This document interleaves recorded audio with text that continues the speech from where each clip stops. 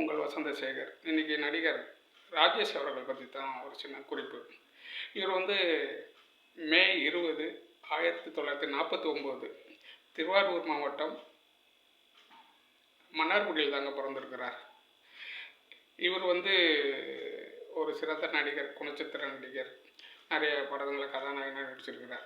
இவர் கிட்டத்தட்ட தமிழ், தெலுங்கு, மலையாளம், கன்னடம், ஹிந்தி அதிலெல்லாம் கிட்டத்தட்ட ஒரு 150 படத்துக்கு மேலே நடிச்சிருக்கிறார். இவர் இந்த கன்னிப்பருவத்திலே சில படங்களை நிறைய குறிப்பிட்டு சொல்லலாம். அப்புறம் பாலச்சந்தர் அவர்களுடைய படங்கள்லாம் நிறைய படங்கள்லாம் நடிச்சிருக்கிறார்.